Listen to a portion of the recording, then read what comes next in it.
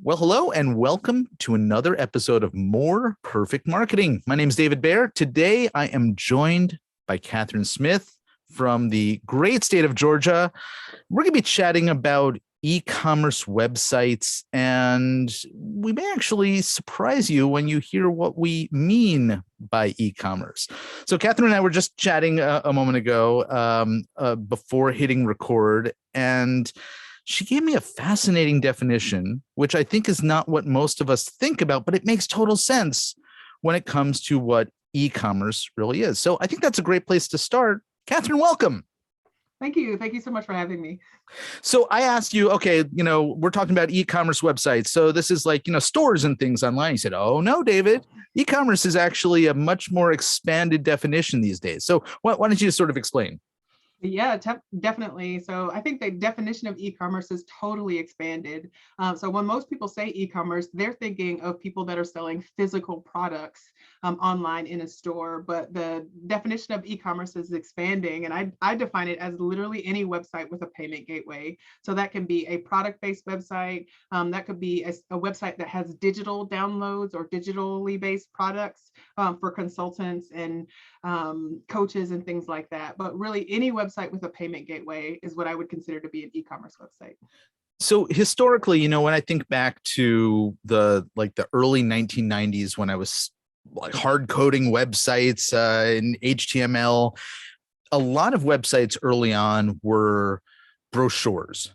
And to a certain extent, they still are in a lot of businesses. They might look, a little bit more high tech or sexier than they used to, but they don't do very much functionally. So I wonder if you can sort of walk us through sort of your general philosophy around what the role of a website is. Obviously, we've just been talking about the ability to have transactions on a website, but beyond that. Yeah, beyond transactions, I think your website can assist you in business in a lot of different ways. So obviously for like coaches and consultants, you can do things like book meetings and book consultations through the website.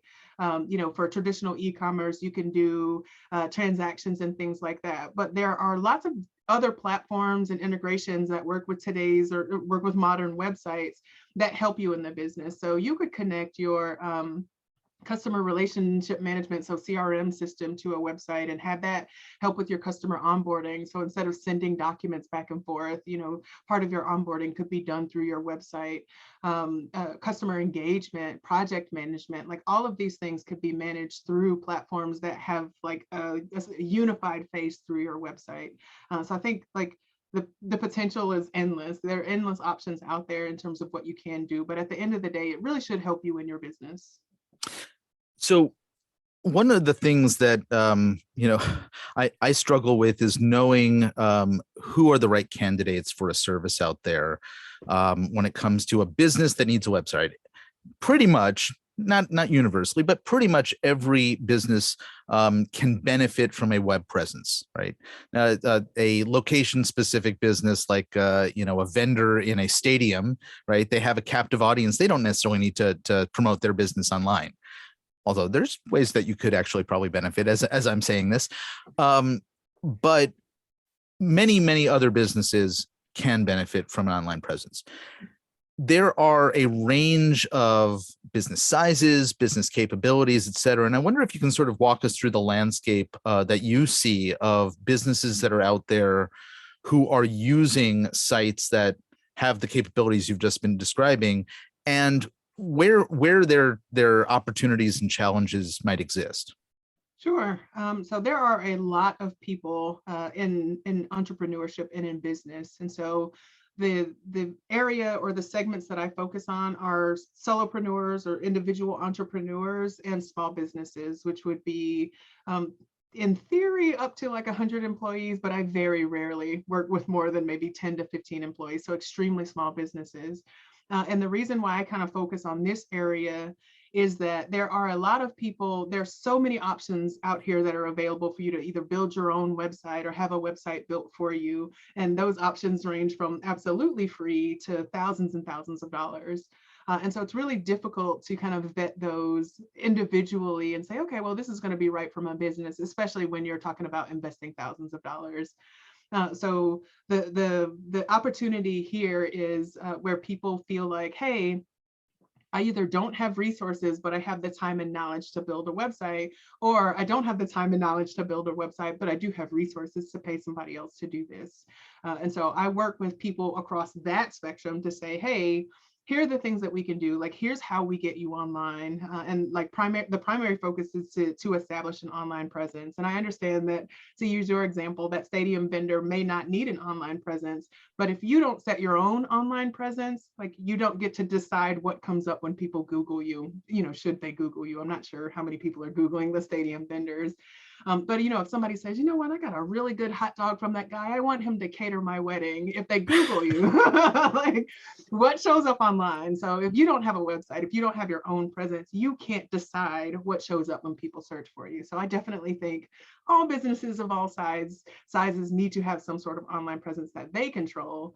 But within that, making sure that your online presence works for you and has the information that you want to portray to the public, but also within your budget and within your resources and within your the capability or your capacity to kind of keep that updated and have the information remain current. That's where I specialize in finding solutions for entrepreneurs and extremely small businesses. So, okay, so having a control is clearly important, right? We don't want to have to deal with somebody else controlling that narrative, or reviews out there that you don't have the ability to sort of counterbalance in some way. Mhm. What is the process that you go through, and what are the criteria that you consider as you're working on a project with a business, whether it's a new website, or maybe it's replacing their current web presence that may be insufficient? So if you can talk about sort of maybe what you're encountering and what your priorities are, that would be helpful. Sure. So the understanding what that strategic objective is important. So if somebody says, "Hey, I'm not online, but I want to be online," so I'm trying to think of a couple of use cases. So if someone says, "I want to show up when someone Googles ramen place near me," then that's one type of web presence, or versus, "I want to sell my homemade soaps online." That's a different type of online presence. So really understanding what the goal is. Like, do you just want to be online and to control your presence to make sure that when people Google your business, certain things show up, or that you show up before your competitors, or whatever the goal is there, to make sure, what that strategy is. And then, so let me back up. So understand what that strategy is, and then understand, I guess, on an ongoing basis, how much time and energy do you have or want to put into your website? So I know a lot of people that are just like, listen, I change the homepage every month. I get a new artist in here. We need to rebrand this every week because, the new artist needs the new colors and things like that. Or I have an entire team of people that can work on this. So it doesn't, it's not important to me that it changes, it's difficult or to update, versus people that say, listen, after I put this online, I never want to touch it again. Mm-hmm. So to a large extent, that's going to determine what type of solution it is. So the first step is to determine what the strategy is. Like, what is the goal? What are we trying to accomplish here? Second step is to determine, like, how much time and effort and energy you want to put into that on an ongoing basis. And then the third part would be not determining the budget, but determining what can, like, how to implement that within the constraints of the budget that you have. So most of the time in my particular segment, people don't just have unlimited budgets, although that would be nice, like, let's put that out there in the universe. So, with the budget that you have, with the time and energy and resources that you have, how can we accomplish your goals as effectively as possible? So that's the process. So budget is often a big thing, particularly for small businesses, and especially for solopreneurs, where they are responsible for themselves to generate all the income in their business. Mm-hmm. Where are the where are the big expenses in website development that it's important to know, hey, if I don't really have a large budget, I really shouldn't be dreaming in that direction, right? That's a good question, because there are so many platforms out here that kind of exist at different price points. But in the solopreneur, small business entrepreneur space, I think the more stuff a platform does, the more expensive it will be. So if you have, several $1,000s or at least several $100s a month, you can get a platform that does a lot of things. You can get the platform that has the CRM, that does the invoicing, that tracks time, that uploads files and does security and all of this. But if you don't have that several $100 a month budget, you can still have those things. They'll just be on 4 different platforms. So there are trade-offs there. And I know that's not really a really good answer to that question. But so the budget is, if you say, hey, I want all of these things and I want to manage all of these things with the click of one button, that's where you say, okay, from a budgetary perspective, that might be a challenge. We can do it with these 3 platforms, or we can do, we can prioritize those things and kind of make it happen with a variety of platforms. So in your business, are you specializing in sort of mastery around a particular framework, infrastructure, platforms that are being used, or are you looking for different solutions based on the needs of the client? A little bit of both. So I have a few platforms that I spend a lot of time on. Like I would say maybe more than 70% of my clients are on Shopify just because it's an e-commerce platform. However, I have clients on virtually every platform that you can think of, e-commerce or not. And some of them I've actually suggested those solutions that are not WordPress, that are not Shopify, that are not Wix, because they needed something entirely different. Yeah. And I found some really cool platforms out there that do some really interesting things. So yeah, it's a combination of both. And I think that's useful, right? That you as the trusted advisor in the website, arena, have a range of knowledge, right? So you're not always saying, hey, I'm a Shopify specialist, come to me only if, and trying to make Shopify work for every situation, which frankly can be problematic, as I think the two of us both know, right? So I think that's valuable that you come to a new client with knowledge of what's out there across the board. So why don't you share maybe one or two examples of a time when a client might have come to you, had something specific in mind, and you guided them in a different direction, and sort of what was behind that thought process? Oh, that's exciting. That's actually a great question. So I had a client who was a coach, and she didn't feel like she was very technical, and also didn't feel like she had a ton of time to devote to kind of updating her website. But she did want to do the lead process. So the process of having new clients reach out to her and get information about her services and schedule a booking. She wanted that to happen. And so the main platform that people kind of in her specific industry are using is very expensive. Well, not very expensive. It's expensive for, like, if you're at the point where you haven't quite tested out your audience just yet. It's a commitment from a price perspective. And so I said, hey, well, this platform does it all for, several $100s per month, where you literally just, click it in and it does your whole funnel for you. And she said, well, I really just don't want to spend that kind of money. We haven't tested this out yet. I want to just really start up kind of lean, have really lean overhead. And so I found a brand new platform. Actually, it's not a brand new platform. I'll take that back. I used it in one of my jobs when I was a web developer, but the platform had morphed since then. And so I said, okay, well, let me take a look at this. And it had a website builder that was really easy to use. It had really simple and straightforward billing, and a lot of the built-in features to allow her to kind of capture leads and do scheduling. And for her specifically, send out emails and worksheets and uploads and things like that were super important to her. And so I learned about a new platform. She got a platform that works for her. And I think that was a really cool experience. So that's just one example. Yeah, it's amazing how many options there are, and it's growing. Every few months I hear about the hot new thing in our space. As marketers, there are now entire infrastructures that are white labeled, right? That you see over and over again under different brand names. But there's a lot of different solutions out there, and I think being able to pair them up with the right set of needs is very, very valuable. So I'm glad that you're keeping your finger on the pulse of what's going on out there. It's a challenge for sure. Yeah. I'm curious as a marketer and a marketing service provider, where do you look to sort of stay on top of stuff? Oh, there are lots of different places that I look, and I know that there's some strong feelings about it, but AppSumo is my favorite platform ever. I probably spend a little bit too much time on AppSumo, but I think it's a really good way to, like you said, stay on the pulse of things. Yeah. So AppSumo is filled, AppSumo and Product Hunt, like kind of products or platforms in that category, are filled with people who are coming up with solutions for modern problems.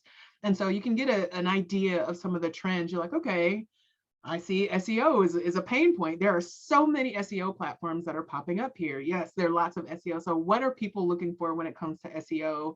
And the good thing about those platforms is that they're basically filled with super users. There are people that are trying every platform out there and they're saying, hey, this did work for my product business. This did not work for my real estate business. This Mhm. did work for this type of business. And so it's a really good way. Even reading the reviews is like, okay, that's super helpful. So I have a client that has the same particular problem.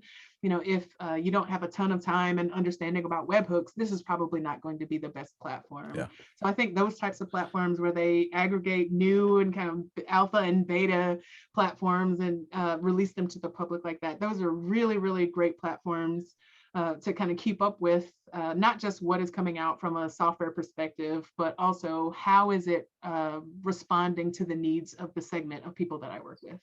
So as a fellow AppSumo addict, I appreciate where you're coming from. I will say that, and you mentioned like a brand new platform a moment ago, and then you sort of said, well, it's actually not a brand new platform.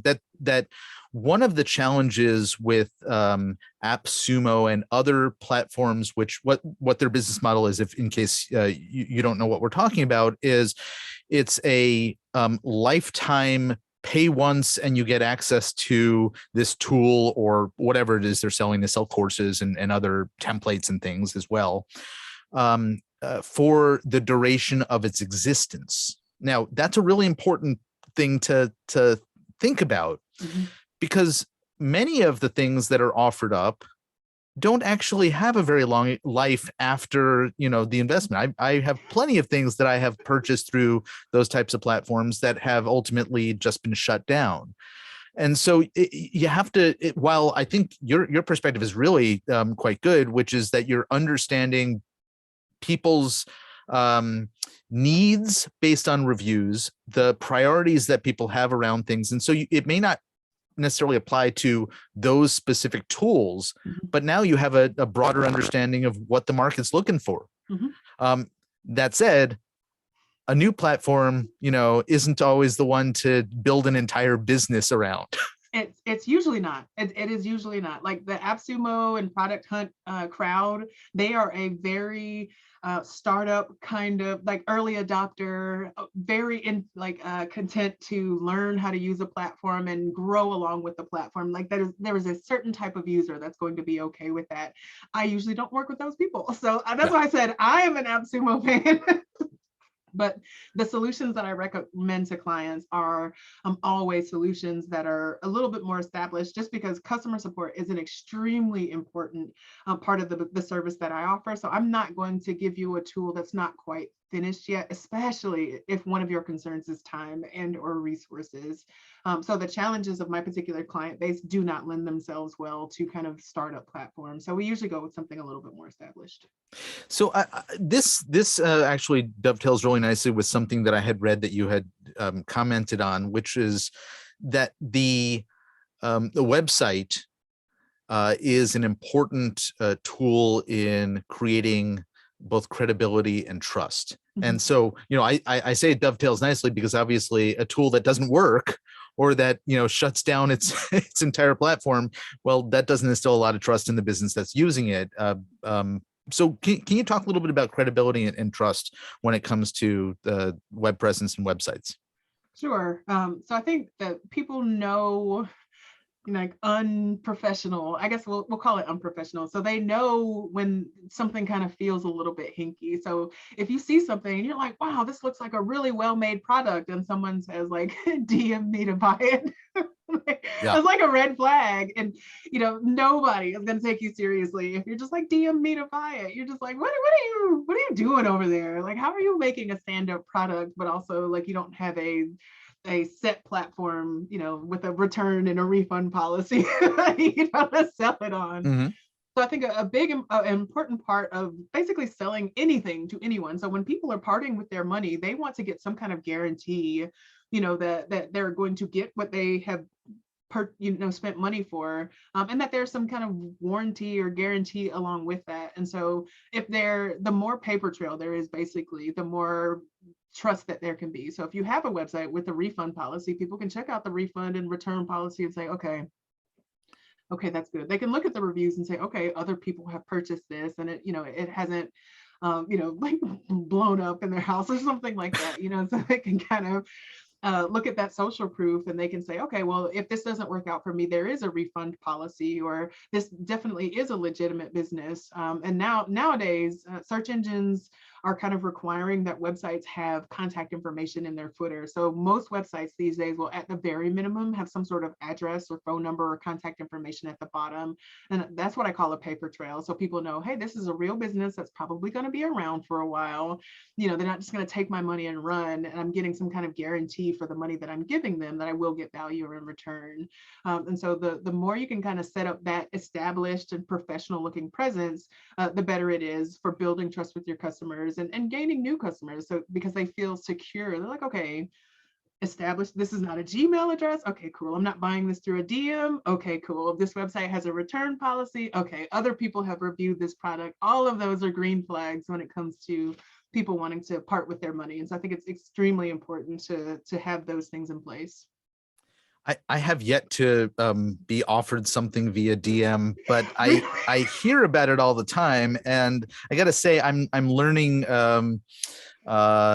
some very tactical Twitter marketing right now, and one of the big sort of tactics that's highly effective, according to everybody in this space, is selling via direct messages, and I'm like, that just does not, that sounds a little sketchy to me, but then I think about it, and I do that on LinkedIn. I meet new people and I get them onto my calendar, and we continue the conversation in what is the proper term, IRL, in real life, right?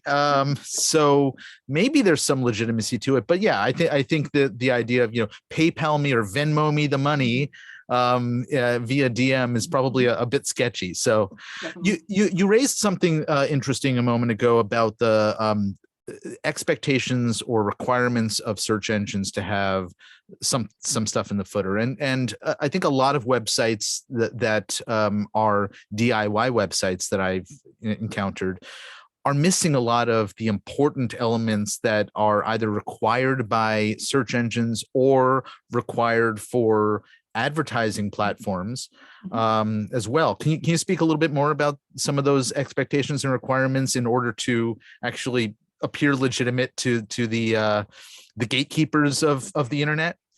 Sure.